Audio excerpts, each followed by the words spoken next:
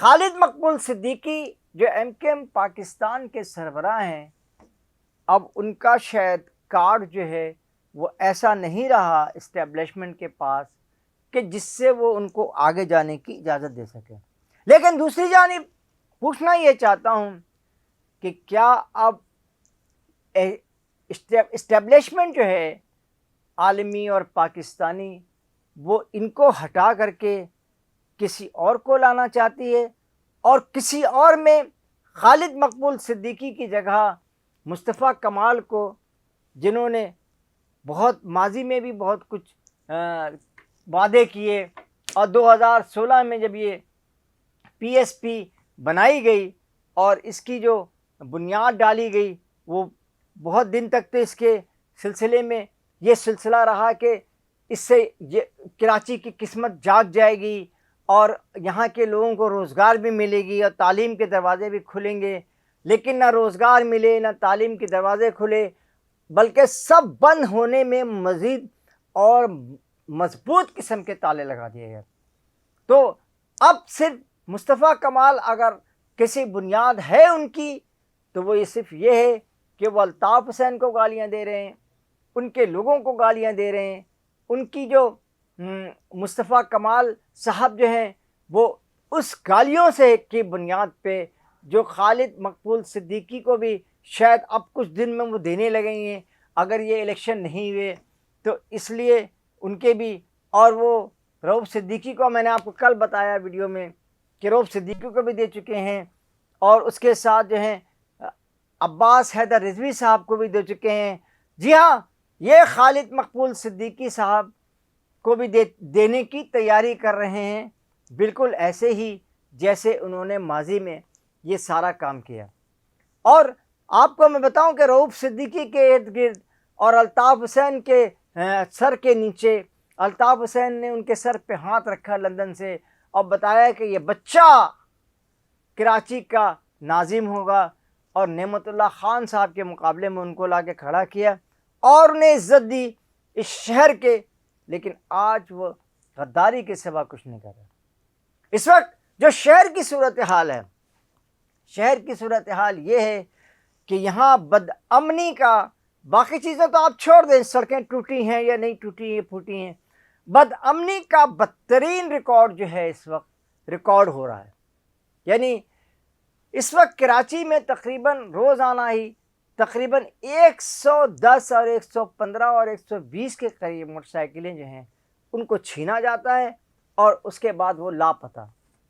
اس کا مطلب یہ نہیں ہے کہ آپ کو وہ لاکھا صاحب کی بھی جو ایک وہ ہے سسٹم کا جو کے سربراہ ہیں دبئی میں بیٹھے ہیں، اب سنا یہ ہے کہ ان کے وارنٹ بھی جاری ہو گئے ہیں، اور کل کراچی پولیس بتا رہی تھی کہ جی ہم بہت جلد ان کو گرفتار کر سکیں گے. اب پتہ نہیں وہ آپ حماد صدیقی کو بھی گرفتار کر کے لا چکے ہیں، اور اس کا بھی بڑا شور کرتے رہے ہیں کہ حماد صدیقی کو لا رہے ہیں، اور وہ جو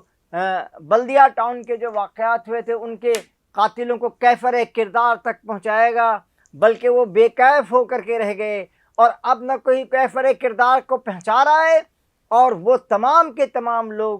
جو اس میں بہت امپورٹنٹ قسم کے مجرم کے طور پہ شامل کیے گئے تھے، وہ سارے کے سارے جو ہے نا اس وقت رہے ہیں. اب یہ تو وسیع لاکھا کی کہانی کیا تھی؟ یہ وسیع لاکھا آئے کہاں سے تھے؟ یہ دراصل اندرون سندھ سے تشریف لائے تھے. انہوں نے جامشورو یونیورسٹی سے بہت اعلیٰ تعلیم بھی حاصل کی تھی معیشت میں، اور یہ کوشش کر رہے تھے کہ شاید کراچی میں کوئی نوکری مل جائے. لیکن وہ کرتے کرتے کسی نہ کسی طرح الطاف حسین صاحب کے ہتھے چڑھ گئے، اور الطاف حسین صاحب نے یہ وسیع لاکھا صاحب کو جو ہے نا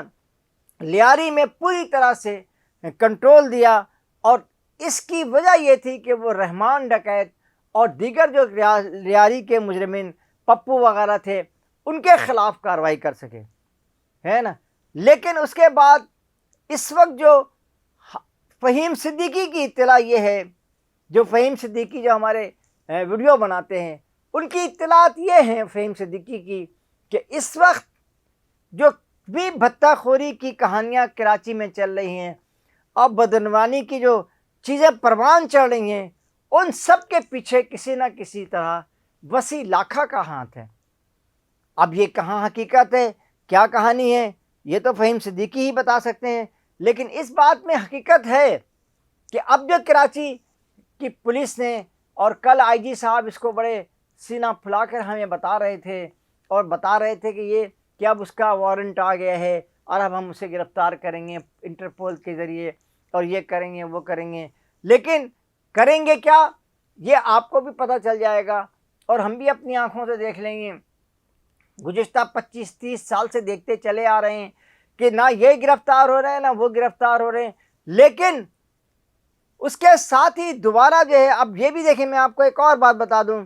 کہ ابھی آپ نے 2-3 دن پرسوں جو ہے ان کی والدہ کا انتقال ہوا تھا، سابق گورنر صاحب کی تو ان کے جو پروگرام میں بھی بہت سارے ایسے لوگ جو تھے جن کا سسٹم سے بھی تعلق ہے، اور جن کے ان میں سے چند ایسے بھی تھے جن کے جرائم سے بھی کی دنیا سے بھی بڑا تعلق ہے، وہ سارے کے سارے لوگ جو ہے نا ٹسوری صاحب کی والدہ کی نماز جنازہ میں بھی شریک ہوئے۔ یہ سارے جو گیم بنتے چلے جا رہے ہیں، اور اس سے جو نقصان ہو رہا ہے کراچی کو، کراچی میں خاص طور پہ امن و امان کی جو تواحال صورتحال اس وقت سامنے آئی ہے، اس نے ایک پورا ہنگامہ بپا کر رکھا ہے، اور ایسا محسوس ہو رہا ہے کہ یہ ساری جو لپا ڈگیاں ہیں، یہ جاری جو ساری جو شور شرابہ ہے، اس سے کراچی کے حالات پر کوئی فرق نہیں پڑ رہا، بلکہ شاید کسی خفیہ ہاتھ کو فرق پڑ رہا ہو، کوئی اس سے اچھا کچھ کما رہا ہو اور کھا رہا ہو، کوئی اس سے جو ہے نا اپنی کوئی آگے زندگی بنا رہا ہو، اور کوئی اپنے آپ کو دوبارہ ایڈجسٹ کر رہا ہو۔ اب ایک پارٹی ہٹ رہی ہے، دوسری پارٹی کو لایا جا رہا ہے، ایک قیادت ختم ہو رہی ہے، دوسری کی شروعات ہو رہی ہے، یہ ساری کھیل ہوتے رہیں گے۔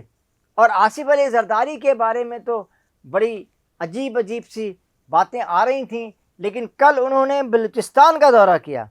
اور بلوچستان کے وزیر اعلیٰ کی جو اس وقت جو لڑائی جھگڑے ہیں بلوچستان میں، انہوں نے وہاں کے ارکان سے بھی ملاقات کی، انہوں نے وہاں کے وزیر اعلیٰ کو بھی کچھ تھوڑی سی ہلکی پھلکی سی ڈانٹ ٹپٹ کی، اور اب یہ صورتحال سامنے ہے کہ اس وقت جو لاکھا گروپ، وسیع لاکھا گروپ ہے، اس کی گرفتاری کا انتظار ہو رہا ہے۔ مگر میں بھی پوچھنا چاہتا ہوں کراچی پولیس سے بھی اور یہاں کی حکومت سے بھی کہ کیا کسی کی گرفتاری کے بعد سے جرائم ختم ہو جائیں گے اور کراچی میں امن کی فاختہ جو ہے وہ اڑتی چلی جائے گی، یا یہ لوٹ مار کرنے والوں کو اسی طرح کی کھلی چھوڑ دی جائے گی؟ اس لیے کہ یہ جو گروپس ہوتے ہیں، جو سربراہان ہوتے ہیں، یہ کوئی ان کا اپنا بنایا ہوا گروپ نہیں ہوتا جو اس شہر کو لوٹ مار بھی کر رہا ہے، اس شہر کو برباد بھی کرنے کی کوشش کر رہا ہے، اس شہر میں انہونے قسم کے جرائم کر رہا ہے، اور اس بات پہ لوگوں کو مجبور کر رہا ہے کہ وہ اس شہر سے نکل جائیں اور کہیں بیرون ملک چلے جائیں، اور لوگ بیچارے چلے بھی جاتے ہیں۔ اس لیے یہ جو کبھی لاکھا گروپ کی گرفتاری، کبھی ان کے وسیع لاکھا کی گرفتاری، یہ کبھی رحمان کی اور کبھی عزیر کی، اور یہ سب سے نہ ماضی میں کوئی چیز اس سے فائدہ ہوا ہے، نہ ہی اس میں کوئی مستقبل نظر آتا ہے۔ اس لیے میں ایک مرتبہ پھر یہ کہوں گا کہ یہ سارے گیم چھوڑ کر کے